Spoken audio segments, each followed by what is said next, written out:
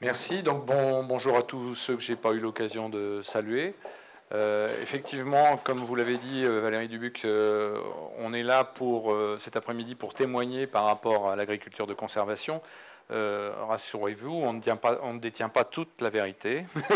Donc vous aurez sûrement encore des questions qui seront sans réponse. Si on peut en solutionner quelques-unes, on essaiera de le faire. Voilà. Donc moi je vais essayer dans un premier temps de vous parler de ma démarche, pourquoi j'en suis venu à ce type d'agriculture et comment j'y suis arrivé.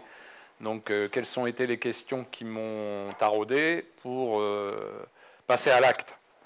Donc l'acte il date un peu puisque effectivement ça fait 12 ans qu'on est parti en agriculture de conservation. Je vais remettre un peu le schéma. Donc on est installé effectivement, comme l'a dit, sur Lyons-la-Forêt et la Feuilly.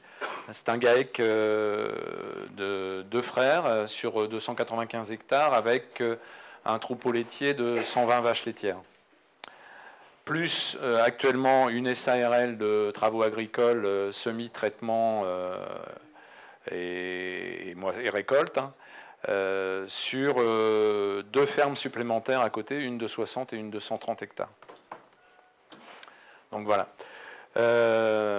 C'est un GAEC qui fonctionne de façon un peu atypique puisqu'on est très spécialisé. Il y a mon frère qui s'occupe de toute la partie élevage et moi je m'occupe de la partie plaine.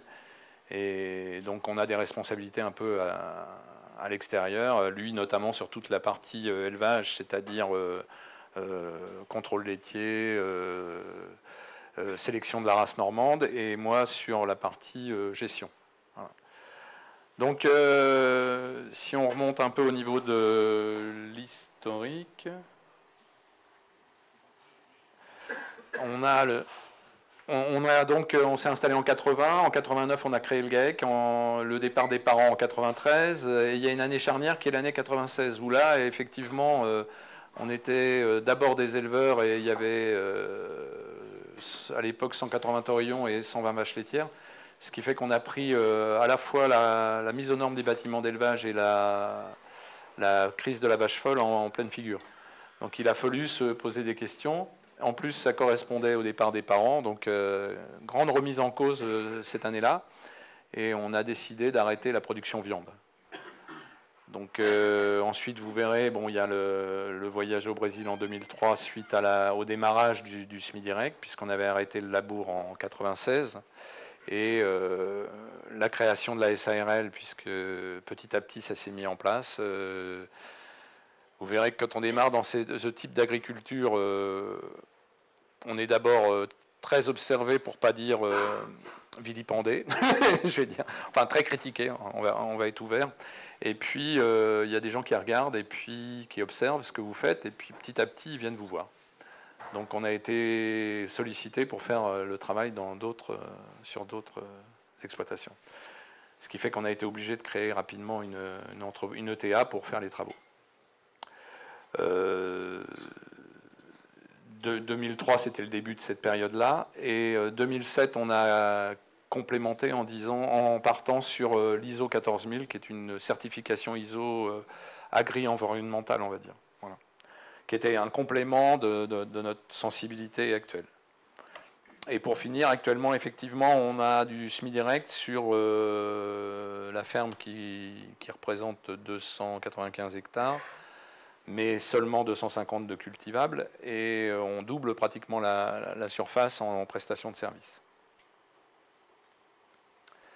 Donc je reviens sur cette année 96, on arrête l'atelier viande et mise aux normes, et là il y a vraiment un recentrage sur les questions, sur des questions comme où en est ton taux de matière organique, compte tenu de l'ensemble de l'élevage qu'il y avait sur cette ferme. C'est-à-dire des tonnages importants de fumier qui étaient apportés tous les 2 ans. Et effectivement, on faisait des analyses de contrôle régulières, et on avait un taux de matière organique qui ne décollait pas du 1,6, 1,5, 1,6. Certains trouvent que c'est très bas, d'autres trouveraient que c'est déjà confortable, ça dépend où on se situe. Mais pour moi, je trouvais que c'était quand même une évolution inquiétante. Voilà. Et donc je vais voir, j'avais des voisins qui étaient très à la pointe à l'époque en tout cas, et qui avait arrêté le labour en 92, qui s'était posé la question et qui s'était regroupé. D'ailleurs, on les appelait le kolkhoz à l'époque. Bon, de toute façon, toute innovation est sujette à critique, hein, dès qu'on ne fait pas comme le voisin. J'avais été le premier aussi à les appeler comme ça, hein, donc j'ai aussi accepté les critiques par la suite. Mais par contre, là-dedans, j'ai deux amis, donc je suis allé les voir, on a discuté, et puis ils m'ont convaincu d'arrêter le labour. Donc j'ai arrêté le labour en 96. Donc la période 96-2000, c'est la période sans labour. Donc sans labour, mais sans beaucoup d'investissement non plus, puisqu'on avait conservé le semoir existant, et on avait simplement acheté un décompacteur pour remplacer le travail de la charrue. Alors en 99, je fais un premier bilan, et je m'aperçois que pour les parcelles avec silex, on n'a rien solutionné. Pour les fenêtres de semis, et Dieu sait que ça fait deux automnes là, où c'est énormément d'actualité, on en a parlé encore ce midi, on les raccourcit, c'est-à-dire qu'une fois que vous avez déchaumé 3 fois, s'il y a 30 mm, il n'est pas question de remettre les pieds demain matin. Et puis on avait vu que nous, bon, on est Lyons-la-Forêt, c'est pas le Vexin, hein, c'est en bordure, c'est entre le Pays de Bray et le Vexin, et le plateau du Vexin. Mais je dirais qu'au niveau de la physionomie des sols, on est plus proche du Pays de Bray. C'est-à-dire que moi, j'habite à 2 km de Lyons, je suis à 176 mètres d'altitude, et Lyons, c'est à 80 mètres. Donc vous imaginez qu'il y a un peu de relief, quoi. Donc quand on est sur le plateau, ça marche, il n'y a pas trop de soucis, mais on n'est pas que sur le plateau. Donc l'érosion existait, j'avais des étudiants de Grignon qui étaient venus faire une étude, qui m'avaient dit il faut que vous fassiez des talus, des réserves, des bandes enherbées dans tous les sens. Bon, finalement, on n'a pas fait ça, ça pouvait être une solution, mais on a trouvé autre chose. Bon, et puis les économies sont assez réduites parce que j'avais à l'époque un 200 chevaux, je l'avais gardé, parce que pour tirer le décompacteur, il n'y a pas grand-chose d'autre. Les consommations de carburant, ils n'étaient pas tellement diminuées, et puis les usures de pneumatiques, c'est les mêmes, la main-d'œuvre, on n'avait pas diminué grand-chose, donc j'avais pas une réponse suffisante à mes questions. Et puis en plus, l'amélioration de la matière organique, elle existait. Enfin, vous allez me dire que sur 4 ans, il ne faut pas être trop exigeant non plus. Hein. Mais elle existait vraiment en toute petite quantité et de façon superficielle. Donc, mais par contre, effectivement, sur cette période-là, j'avais beau fréquenter un peu les écoles avant, mais on oublie vite. Hein. On a le disque dur et on zappe. Donc, j'avais un peu zappé tout ce qui tournait autour de l'agronomie, quoi, on va dire. J'étais agriculteur, mais surtout quand on est éleveur, je dirais qu'on applique le fait d'appliquer des recettes est très confortable. Donc, ce qu'on voulait au départ, c'est que les cultures puissent fournir l'aliment aux animaux. Donc, comme on n'a pas trop le temps d'aller faire X tours de plaine, de faire de l'observation, etc., depuis que je suis en semi-direct, j'ai les genoux très marqués, souvent un peu terreux. Enfin, les genoux des pantalons, en tout cas. Et ce n'était pas le cas à l'époque. Et à l'époque, on avait besoin d'une assurance tout risque. Et je disais ce matin à des conseillers de chambre, effectivement, ce n'est pas toujours simple, parce que ce qu'on demande dans ces cas-là, c'est une recette. Hein. Et il y a intérêt que ça marche. C'est-à-dire que c'est assurance tout risque, quoi, en gros. Donc ce qu'on voulait, c'était que ça fournisse. Et là, durant cette période-là, je me suis un peu recentré sur l'agronomie et ça m'a permis de reprendre, en tout cas, conscience de l'importance de tous ces trucs-là. Donc en plus, sur cette période-là, comme je vous l'ai dit, j'ai arrêté les taurillons. Donc 180 taurillons, c'est un peu de travail quand même sur la ferme. Et du coup, j'ai un peu de liberté au niveau du temps. Et là, je rencontre des gens. Alors, j'ai rencontré des groupes d'agriculteurs PRP. Bon, alors on en pense ce que vous voulez. Hein. De toute façon, il y a toute une littérature là-dessus. Je ne vais pas débattre, ce n'est pas l'ordre du jour d'aujourd'hui. Moi, je croyais effectivement rencontrer des gens un peu marginaux. Il n'y a pas que ça. Il n'y a pas que ça. Il y a des gens qui ont une bonne réflexion sur l'agronomie. Bon. Après, j'ai rencontré des gens comme Bourguignon qui sont venus faire des profils chez moi, Gautrono, enfin des gars des chercheurs, enfin semi-chercheurs ou chercheurs. Après, j'ai rencontré des gens comme Gessler, qui était l'importateur Semeato, qui venait de prendre la carte d'ailleurs. et puis toutes les rencontres qu'il a organisées autour. Donc, bon, ces méatos, on en parlera tout à l'heure, mais le matériel, c'est pas l'essentiel dans l'agriculture de conservation. C'est important quelquefois, mais c'est pas essentiel. Ce qui était surtout essentiel, c'était de rencontrer des gens. Et j'ai aussi rencontré les gens qui étaient en Touraine, qui avaient démarré ce type d'agriculture, comme Jean-Claude Quillet, qui nous a quand même beaucoup apporté. Et puis en même temps, alors je pense que la question viendra, mais je vais un tout petit peu la devancer, mais on pourra en reparler si vous voulez. Elle est venue ce matin, donc je vais y revenir. C'est qu'effectivement, toute agriculture de conservation a le souci du glyphosate. Bon, donc on ne peut pas entreprendre. Alors on a des couverts gélifs, on a des couverts permanents, on a tout un système, mais qui n'est pas toujours évident, et puis de toute façon qui n'autorise pas de s'exenter du glyphosate. Alors je suis le premier à vouloir en utiliser le moins possible, et ce qui m'a motivé à aller vers le bas volume, c'est ça. C'est-à-dire que le glyphosate étant un produit de contact, c'est un produit dont on peut diminuer les doses en utilisant le bas volume. Donc on garde la même concentration, enfin pour résumer le bas volume, c'est que vous gardez la même concentration et vous avez la même efficacité. Bon, bien sûr, c'est pas le thème de la journée non plus, le bas volume c'est complètement autre chose. Mais c'est un peu plus technique, c'est un peu comme l'agriculture de conservation par rapport à la conventionnelle. C'est un peu plus technique. Il faut de l'hygrométrie, la vitesse du vent, etc. Bon, on ne va pas faire un cours sur le bas volume aujourd'hui, mais c'est un peu plus complexe. Mais il n'y a pas besoin de traiter qu'à 3 heures du matin, et tout est possible. Et on peut diminuer largement les doses de glyphosate. Moi, j'interviens souvent entre 0,8 et 1 litre d'eau, donc pour vous donner une idée. Mais je suis entre 25 et 30 litres. Et puis après, il y a tout ce qui a gravité autour et qui, à mon avis, dans les temps qui courent, devrait se fédérer. Mais je fais partie de certaines associations, je suis même fondateur de certains trucs. J'espère qu'on ne va pas rentrer dans une guerre de clochers, quoi. Donc, beaucoup de choses m'ont apporté là-dedans. TCS, la revue, Frédéric Thomas et compagnie.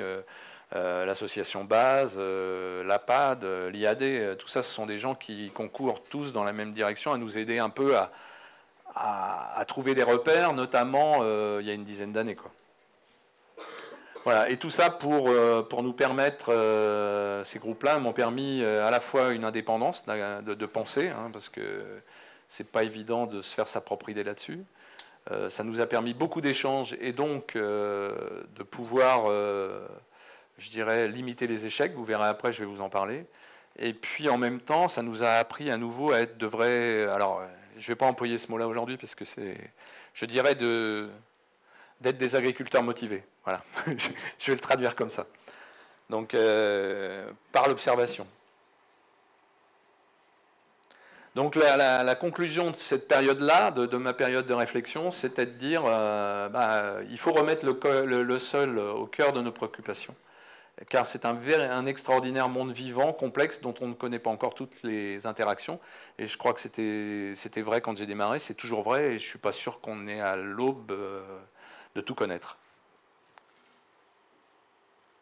Bon, là, vous avez juste une petite photo pour vous montrer un semis de lin en direct.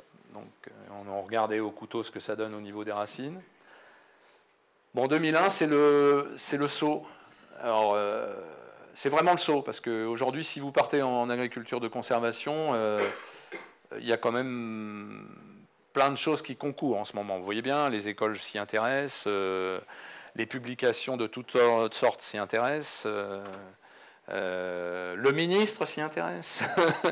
Donc, les chambres d'agriculture s'y intéressent, les coopératives commencent un peu à s'y intéresser, quoique c'est encore un peu timide de ce côté-là. Mais bon, tout le monde commence à s'y intéresser. Donc ce jour-là, il fallait faire le saut. Mais donc on a réfléchi avec mon frère, on devait passer en 98 et on s'est dit on se donne 2 ans de plus. Donc on a usé 2 ans de plus le matériel existant en se disant on va essayer d'avoir un petit peu plus de référentiel avant de faire le pas, quoi. Mais la conclusion, elle était là. Le sol doit être un allié, ce n'est pas juste un support, il faut tout faire pour l'aider à retrouver son équilibre biologique. Alors ça, c'était notre conclusion. Arrêter de le perturber par les outils, travail, passage, hein, pas uniquement le travail, le tassage, enfin les engins de plus en plus lourds et de plus en plus efficace, soi-disant, mais 200, 300, où est-ce qu'on va s'arrêter, quoi, 400 chevaux. Et puis aussi arrêter de le perturber par les phytos. Donc c'était une des raisons pour lesquelles je suis passé au bas volume, parce que je voulais diminuer les doses, notamment, alors j'ai parlé du glyphosate, mais j'ai pas parlé des insecticides, et j'ai pas parlé des fongicides. C'est-à-dire que si vous avez un sol, si vous voulez favoriser le bon fonctionnement de votre sol, cette année, ce matin, il y avait quelqu'un qui est parti en bio. On a d'ailleurs de très bons contacts avec les gens qui sont dans le bio. Je pense qu'il faut aller dans cette direction-là. Alors, est-ce qu'il faut aller jusqu'au bio? J'en sais rien. Chacun avance à son rythme, mais à mon avis, il y a de la place pour toutes les possibilités. Mais en tout cas, un fongicide, par définition, ça détruit les champignons. Et dans le sol, vous avez une multitude de champignons qui sont certes négatifs, mais vous en avez aussi qui sont très positifs. Voilà. Donc, diminuer les phytos. Pensez à le protéger et à le nourrir. Donc ça, c'est le rôle des couverts végétaux, des composts, des résidus que vous pouvez apporter, etc. Donc, on passe le pas et on y va. C'était à mon démarrage. Donc, pardon. Oui, j'en étais resté à mon démarrage. Donc, ce que je vous avais dit, c'était la prise de conscience que le sol est mon élément principal. Alors, j'ai toujours... les agriculteurs, et plus particulièrement les élèves, souvent sont très branchés machines. Alors, je réponds toujours, en fait, on avait vraiment pris conscience que le véritable outil de travail de notre entreprise, c'était le sol. Et ça a fait un changement, un déclic dans le... Donc malgré tout, il faut quelques machines. Donc on avait acheté un Semeato en 2001. On a acheté assez rapidement un deuxième semoir monograine parce que dans notre assolement, ah oui, j'ai pas précisé, mais notre assolement, il est de, en gros, 100 hectares de blé, 50 hectares de maïs, 50 hectares de colza et une trentaine de pois, un peu de lin textile, un peu de luzerne, un peu de prairie temporaire et accessoirement un peu d'avoine, un peu de lentilles, un peu d'épeautre. Enfin, il est assez varié, quoi. Avec des réussites diverses, mais assez variées. Donc on avait quand même pas mal de maïs. Hein, et la rotation, si on peut venir en même temps que l'assolement, je pense qu'on peut parler de la rotation. Nous, on est... Alors dans un premier temps, en 2001, j'ai à mon avis fait l'erreur, surtout qu'à cette époque-là, comme tu l'as souligné, on avait comme couvert principal la moutarde et l'avoine. Donc on n'en était pas aux légumineuses. D'abord, la législation ne nous permettait pas, mais c'était pas tellement ça, c'est qu'on n'était pas sensibilisé au problème à l'époque. Donc, et le temps qu'on se familiarise avec les légumineuses, ça a mis un peu de temps. Ça nous aurait fait gagner du temps d'ailleurs, je pense. Donc, en rotation, on avait gardé la même rotation pour ne pas tout changer, parce que j'avais changé, comme je vous ai dit, j'ai fait un grand pas ce jour-là. Pas dans l'inconnu, mais pas loin quand même. Et donc, j'ai dit, on ne va pas bouger la rotation, ce qui était sûrement une erreur. On ne va pas bouger... les variétés utilisées, il y a des tas de choses qu'on a gardées fixes. Donc je pense que maintenant, celui qui va se lancer a quand même des atouts supplémentaires pour faire le pas, même si ce n'est pas gagné d'avance. Bon. Donc en rotation, maintenant, pour vous donner notre rotation actuelle, c'est qu'on est en pois, colza, blé, maïs, blé, et accessoirement lin textile, luzerne, etc. Donc voilà. Et comme on l'a souligné ce matin, il faut être capable de s'adapter sur la rotation. Ça, je suis pleinement d'accord avec ça. Donc par contre, on avait quand même beaucoup de maïs et on a voulu sécuriser le semis de maïs. Maintenant, on sait le faire aussi avec le semoir céréales. Et sur ces 2 dernières années, on a presque un résultat en maïs en silage supérieur avec le maïs semé avec le semoir céréales. Mais avec des engrais starter qui correspondent et des variétés qui correspondent. Voilà. Mais à l'époque, comme je l'ai dit ce midi, mais je ne sais pas si... il y a longtemps qu'on a notre propre ensileuse pour une question de respect de sol et donc il y a longtemps qu'on est sensibilisé à ces questions-là et aussi pour une question de calendrier. Donc on a des ensileuses d'occasion et à l'époque j'avais une ensileuse 6 rangs mais bec à chêne. Donc ensiler du maïs avec un semoir céréales là derrière, c'était un peu plus compliqué. Donc on avait abandonné, il était moins onéreux à l'époque de ne pas changer l'ensileuse et de se procurer un semoir monograine spécifique. Donc ce que je vous ai dit tout à l'heure, on est passé au bas volume, hein, donc on a progressé. Hein, le bas volume, c'est comme le semi-direct, n'allez pas à 25 litres alors que vous êtes à 120 litres, parce que ça ne va pas le faire non plus, donc allez-y progressivement. Moi, j'y croyais très moyennement au départ, et je suis passé à 80, à 60, à 40, et maintenant à 25. Voilà. Bon, et puis tous les composts, on a parlé aussi ce matin des problèmes des effluents d'élevage. On a pris la décision de tout composter et de tout épandre sur le sol. Et je peux vous assurer que ça pose aucun problème. Et c'est comme un couvert, tu l'as dit tout à l'heure, rapidement, tout est digéré. Bon, là, on était sur un couvert récolté, donc un couvert à base de seigle, févrole, vesse, si mes souvenirs sont bons, avant maïs sans silage. Et à mon avis, je ne sais plus si le maïs était semé ou pas, mais peu importe. Peu importe, on épand. Le principe, c'est de ne pas dégrader le sol. Alors bien sûr, les pneus sont en fonction. Tout est là. Bon, alors, pour faire justement un petit commentaire de ce qu'inquiète sûrement pas mal de gens ici, c'est comment ça se passe au démarrage. Bon, tu l'as un peu évoqué. Et de parler de mes succès, mais aussi des échecs que j'ai pu avoir, parce que j'en ai eu. Alors en culture d'hiver, c'est-à-dire blé, colza, ça s'est relativement bien passé. On a été rapidement, je pense, très proche des rendements habituels. Par contre, en culture de printemps, on s'est pris des fessées d'enfer. Qui était un peu difficile à avaler même. Bon, je parlerai de 3 tonnes en lin textile, je parlerai peut-être de l'ordre de 7-8 tonnes de matière sèche en maïs en silage. Donc des grosses fessées, on a été obligé d'acheter 5 hectares de maïs en silage, je crois, la deuxième année. Bon, des échecs, quoi. Mais avec cette fois-ci, avec le recul, on n'avait pas les variétés qu'il fallait, on n'avait pas les intercultures qu'il fallait, on n'avait pas les engrais starter qu'il fallait. Alors bon, quand vous cumulez trois choses très importantes en semi-direct comme celle-là, vous vous mettez automatiquement en difficulté, quoi. Donc, et le lin, c'est pareil, hein, le lin textile, maintenant on a, pour vous donner une ordre d'idée, on est au-dessus de la moyenne de la coopérative depuis 3, 4, 5 ans même, je pense. Il n'y a plus aucun souci, mais on a fait du 8 tonnes 7 à 23 de filasse. Bon, cette année, on doit être entre 7 et 8 tonnes. Bon, c'est pas miraculeux, c'est pas les très bons rendements de la bordure du pays de Caux, mais c'est honorable, on est à Lyons-la-Forêt, donc en lin, il faut relativiser, on n'a jamais 9 tonnes, nous, quand on dépasse les 8 tonnes, on est hyper content, quoi. Bon. Mais quand on est à 3 tonnes, on pleure. Donc, même à Lyons-la-Forêt. Voilà. Donc, bon, alors donc on a essayé de tirer les enseignements des échecs. Donc c'est ce que je vous disais. Bon, la minéralisation, tu l'as évoqué. Effectivement, moi je suis pas, en plus je suis pas en université, donc je fais pas. Mais j'ai bien vu que ça fonctionnait pas. Donc il allait falloir faire quelque chose.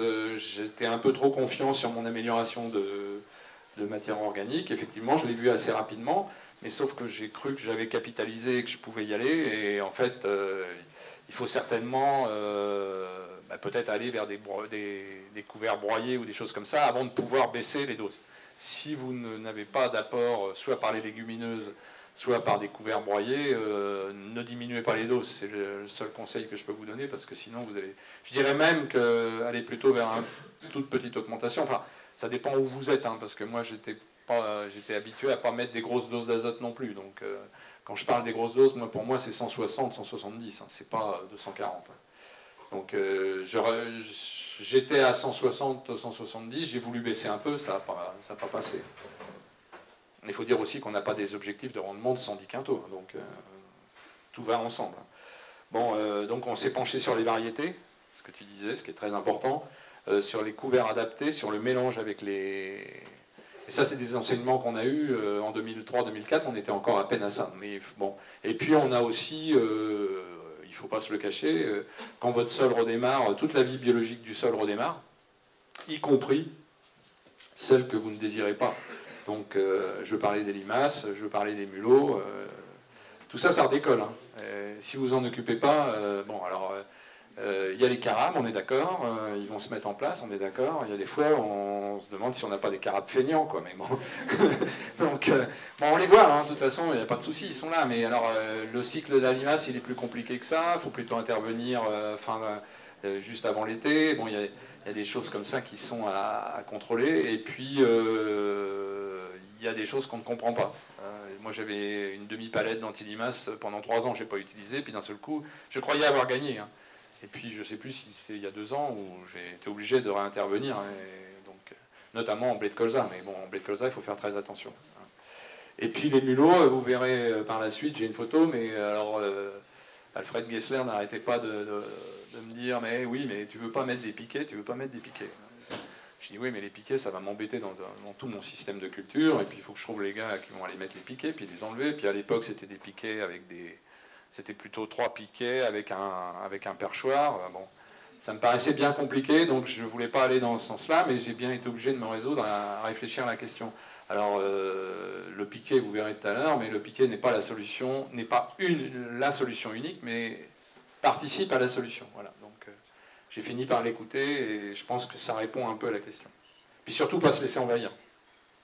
C'est-à-dire que j'ai l'habitude de faire un tour de plaine et j'ai toujours quelque chose qui traîne dans la voiture au cas où. Et puis si je vois que c'est un peu trop développé, j'en fais demi-tour, je retourne à la voiture et il est hors de question que ça puisse prendre de l'ampleur. Bon. Mais les rapaces, et puis autre point sur les mulots, je pense qu'il y a pas mal de chasseurs dans la salle. J'ai rien contre les chasseurs, je suis même le premier à les défendre parce que j'ai des troupes de...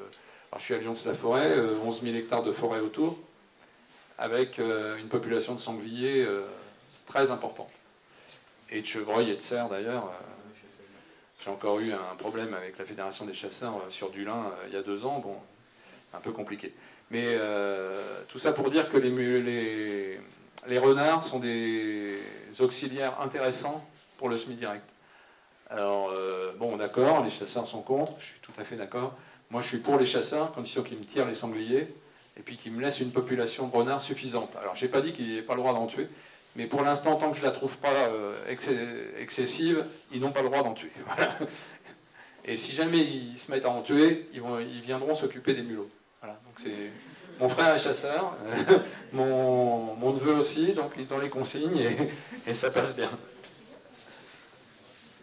Bon, donc, tout ça pour vous dire que la période 2001-2004, elle n'a pas été simple. J'avais gardé ma charrue et il faut avoir des nerfs d'acier, à cette période-là en tout cas, à cette époque-là. Et être bien dans ses baskets et se dire, je pense que je suis dans la bonne voie et je m'y tiens. Parce que j'ai eu des jours où j'ai failli reprendre la charrue. Le 3 tonnes en lin, il m'est resté là.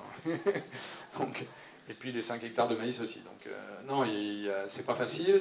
Donc, je suis allé voir après coup ce qui se passait au Brésil. Et bon, c'est juste un petit voyage, mais c'est intéressant de voir comment ça a pu évoluer chez eux. Ce gars-là, il s'appelle Nono Pereira, c'est un des fondateurs du semi-direct là-bas. Et c'est un gars qui fait 1m85 à peu près, ouais, il nous a fait voir des photos où on ne le voyait plus dans les ravines. Et il m'a dit, de toute façon, c'était simple, c'était le semi-direct ou la banqueroute. Donc il n'avait plus de choix, quoi. Tout son sol était parti. Et là, il faut voir maintenant dans sa ferme comment c'est. Mais enfin, 1975, il a démarré, hein, c'est pas pareil. Donc là, effectivement, on a l'impression qu'on est, comment je pourrais dire, dans un jardin potager, quoi. C'est incroyable, quoi. Bon, il n'a plus de soucis, maintenant tout est parti. Même si au Brésil, on peut aussi discuter sur l'agriculture brésilienne, tout n'est pas rose. Bon, la certification ISO, je vais passer vite fait parce que ce n'est pas le but de la journée, c'est simplement parce que ça montre notre implication dans tout ce qui touche à l'environnemental, quoi. Et puis c'est aussi une certification ISO, une vraie boucle d'amélioration continue. Ils vous prennent comme vous êtes et vous progressez à l'allure que vous voulez. Et ça m'avait bien plu. Bon, je vais faire aussi un bilan rapide de ce qu'on a eu, hein, parce qu'il y a eu les 2001, 2004 qui a été très difficile, mais depuis, c'est presque du bonheur, et je dirais que maintenant, c'est du bonheur, quoi. Donc, c'est un vrai plaisir. Et donc, on a accumulé plein de choses, hein. Bon, alors, mon salarié a été le premier à être triste quand j'ai viré le 200 chevaux, parce qu'il aimait bien. Bon, il a pleuré. Presque. C'était presque à ce point-là. Bon, voilà, donc j'ai changé. Maintenant, il n'y a plus que des 130 chevaux sur la ferme. Donc, si on veut être en cohérence avec ce choix-là, il faut aller jusqu'au bout. C'est-à-dire qu'il n'y a plus besoin de puissance. Ces semoirs-là n'ont pas besoin d'un 200 chevaux pour être tirés. Avec 100-120 chevaux, vous les tirez très facilement. Donc, il faut aller vers la baisse des charges de méca pour vous contrer. C'est ce qui m'a permis de survivre pendant 2001-2004. Hein. C'est baisse de consommation des carburants, baisse d'usure, il n'y a pas eu besoin de changer les pneumatiques. J'avais décidé de ne pas acheter d'autres matériels, donc de bloquer les investissements. Et puis vous gagnez en main-d'œuvre. Mon salarié avait même peur d'avoir perdu non seulement son tracteur, mais son emploi. Parce qu'il se dit maintenant, il va pouvoir faire ça tout seul en plus. Bon. Ce qui s'avère, c'est que j'ai quand même pas mal de responsabilités à l'extérieur et je ne suis pas tous les jours à la maison. Et bon, il a largement sa place, surtout que d'autant plus ça s'est développé depuis. Bon, amélioration de la vie du sol, donc on l'a dit, c'est un ensemble. Alors effectivement, on a parlé de l'amélioration indésirable tout à l'heure, mais tout ce qui est matière organique se développe bien. Les vers de terre, on a fait un comptage l'an dernier, on était à 198 vers de terre au mètre carré. Donc ça commence à être intéressant. On a vraiment, comme le disait Thierry Titu à l'instant, c'est votre outil de travail du sol. Donc quand il y en a 198 au mètre carré, il commence à bosser, quoi. Donc il n'y a pas de souci là-dessus. Bon, et puis les carabes, avec le bémol que je vous ai dit, ils sont là. Enfin, tous les insectes du sol reviennent. Alors, est-ce qu'ils maîtrisent tous les œufs de limace? Pas tous les ans.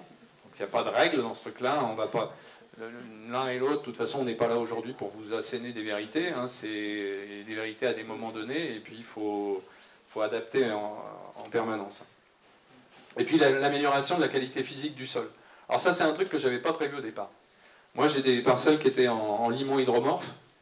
Et à titre d'exemple, j'ai failli planter un 200 chevaux avec un pulvé au mois de février dans ces parcelles-là. À l'époque d'avant. Et donc, c'est vous dire que quand c'est hydromorphe, c'est hydromorphe. C'est-à-dire que sur 50 mètres, là, vous arrivez, vous plantez le tout, quoi. Bon, ça n'existe plus.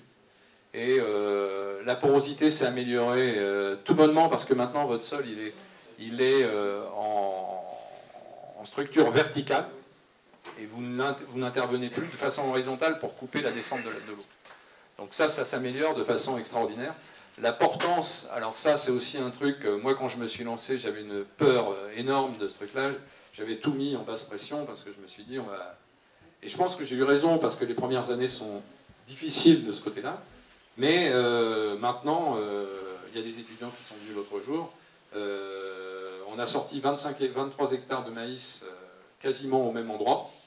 Donc vous voyez, ça fait quelques passages de benne quand même. Il n'y a aucun souci, aucune ornière, aucune poche d'eau actuellement avec la pluie qu'on a prise. Donc ça vous donne une idée de comment ça fonctionne. La portance, elle est extraordinaire. On n'a plus d'ornière du tout. Moi, je suis en passage de traitement identique depuis 12 ans, parce qu'on travaille maintenant qu'au GPS et on passe au même endroit. Il n'y a pas d'ornière. Il n'y a pas d'ornière du tout. Donc, je ne suis pas en bio, donc je passe les fongies, j'en passe encore. Je fais 4-5 passages au total entre l'apport d'engrais, le désherbage et les fongies. Donc, il n'y a pas d'ornière. Donc, vous avez un sol qui... Vous avez vu la photo à l'instant des racines de maïs. Vous voyez le treillis que ça peut faire. Les racines, c'est un treillis, c'est l'équivalent d'un béton armé, quoi. Et donc, vous pouvez passer... On a vendu les gros tracteurs, mais on a gardé les grosses bennes. Et donc, c'est ce qui fait pleurer mon salarié. Bon, de temps en temps, c'est sûr que pour monter les comptes, au moins 5 minutes de plus. Mais bon, Mais on a encore des 18-20 tonnes et il n'y a aucun problème. Aucun problème. Bon. Et puis là, un autre point qui est important aussi, c'est les fenêtres de semis. Alors quand j'avais arrêté le labour, je ne sais pas si vous vous souvenez de l'hiver 2000-2001, mais moi je m'en souviens encore. Ça a été un problème majeur. On a terminé de semer les blés en février. D'ailleurs, on a eu raison d'attendre février, pour les parcelles que j'ai été capable d'attendre, parce que c'était une des plus mauvaises parcelles de la ferme, j'ai dû faire 82 quintaux, et sur une des meilleures de la ferme où j'y suis allé 5 fois pour la faire, c'est-à-dire que j'ai fini par capituler au bout de 2-3 hectares à chaque fois, on a fait à peine 60. Hein. Donc, ça veut dire qu'il fallait attendre, mais les conditions étaient très mauvaises. Et donc, on avait déchaumé 3 fois, et voilà, dès qu'il y a 15 mm, on n'y remet plus les pieds. Si jamais il retombe 15 mm dans la semaine qui suit, c'est encore pire. Et donc, moi j'ai dit les fenêtres de semis, c'est un problème parce que c'est pire qu'à l'époque où je labourais. Donc j'ai dit, il faut que je trouve une solution. C'est vrai que cet hiver-là m'a aussi un peu obligé à faire le pas. Et puis bon, bah alors je vous ai parlé des mauvais rendements qu'on a eus, mais je peux aussi vous parler des réussites qu'on a maintenant. Donc on a un retour progressif à des rendements comparables aux traditionnels, y compris pour les cultures de printemps. Cette année, à titre d'indicatif, il nous restait 8 hectares de maïs alors que les silos étaient pleins. Donc ça montre que ça se passe pas si mal, y compris avec le printemps pourtant relativement difficile pour du semi-direct cette année, parce qu'on avait un printemps froid et sans lumière. Bon, c'est valable pour du maïs en traditionnel, on est bien d'accord aussi, mais c'est encore plus vrai pour du maïs en semi-direct, mais avec engrais starter, variété adaptée et fumure azotée derrière. Et puis, ce qui a été vrai, enfin on ne va pas revenir sur les critiques des premiers temps, hein, parce que c'est vrai que de temps en temps ça fait mal, hein, bon, quand vous êtes tout seul dans votre coin et puis qu'on sait qu'on vous assassine partout, il faut être un peu musclé pour encaisser les coups. Mais petit à petit, les gens sont venus voir, notamment ceux qui n'avaient pas trop critiqué. Et puis en 2003, il y en a un qui est venu voir et puis qui m'a dit, écoute, mes terres sont comme tes mauvaises terres. C'est-à-dire qu'il a que des terres en coteaux, et il m'a dit, bon, je suis en TCS, ça va pas du tout, mon père s'en va à la retraite, mon matériel est un peu obsolète, et je voudrais que tu me fasses tout comme ça. Bon, ça a été le premier, et puis en 2004, il y en a eu un autre aussi qui est venu, et qui m'a dit, j'ai une mauvaise parcelle sur ma ferme, je te la confie pendant 2 ans, et on voit ce que ça donne. Et au bout de 2 ans, il voulait que je fasse tout. Ça ne s'est pas tout à fait passé comme ça parce qu'il voulait que je lui fasse un très bon prix. Et je lui ai dit, je t'en ai déjà fait un très bon. Bon, enfin, tout ça, c'est pour l'anecdote. Mais bon, donc il a voulu faire par lui-même. Et puis en 2009, il est revenu me voir en me disant, là, tu fais tout. Voilà, donc maintenant, il y en a une deuxième. Et puis il y en a une troisième à partir de cette année. Donc ça se développe. Donc j'ai été obligé de créer l'ETA à côté. Et effectivement, puis il y a aussi des voisins qui m'ont fait venir et puis qui, eux, s'équipent eux-mêmes. Donc tous les schémas sont possibles. Donc on a... Et puis en dernier, oui, j'avais mis l'anecdote de mon père, parce que vous imaginez, quand vous passez à ça, un père agriculteur, il est un peu inquiet. Mais on a la chance d'avoir un père très ouvert. Mais bon, il était quand même bigrement inquiet, et il pensait qu'on allait un peu dans le mur quand même. Donc il nous a fait confiance. Bon, de toute façon, on avait l'âge de faire ce qu'on avait envie de faire, mais bon. Et puis maintenant, c'est quelqu'un qui, même avec son âge, qui vient encore tous les ans à la moisson. On a un quantimètre sur la moissonneuse, donc il n'est pas plus idiot que la moyenne. Il sait voir le rendement. Et puis maintenant, c'est un très très grand défenseur du semi-direct. On l'a appris indirectement, parce que bon, maintenant il nous le dit directement, mais au début on l'a appris que par ses copains de chasse ou ses copains de cartes. Voilà. Bon, alors donc j'ai quelques photos sur des colzas associés. Alors ça fait très longtemps qu'on fait ça. Colza févrole, colza lentilles, colza... bon, il y a un peu de tout. Là, on a des couverts de légumineuses. Ça, c'est le fameux couvert avant maïs. Seigle, Vesse, pardon. Un peu rapide. Voilà. Seigle, Vesse, févrole. Ça, c'est le fameux piquet. Donc, je vous ai parlé des piquets, j'y suis venu. Avec ce type de piquet qui dépasse d'environ 80 cm, 1 mètre, ça marche.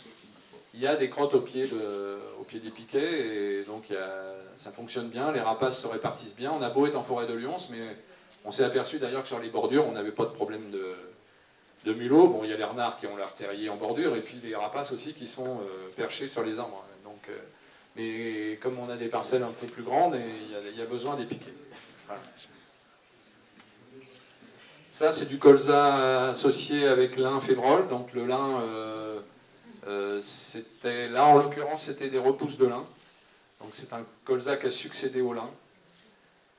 Les rotations, on les adapte en fonction. Donc, et le lin, un des intérêts du lin, c'est qu'il attire bien les altises. Donc ça peut... j'ai pas mis d'insecticide sur les colzas depuis 3-4 ans. Et aucun insecticide sur blé depuis 7-8 ans. Ça, c'est un couvert avant lin, d'ailleurs. Couvert Facélie, Sarrasin, Févrole, Vesse. Bon, comme vous disiez, là, l'idéal, c'est de ne plus voir le sol. Il n'y a pas besoin qu'il fasse 3 mètres de haut. Et je vais conclure en disant, voilà, moi, j'ai retrouvé une grande passion dans le métier d'agriculteur. Voilà, donc si vous avez des questions, pour l'un ou pour l'autre,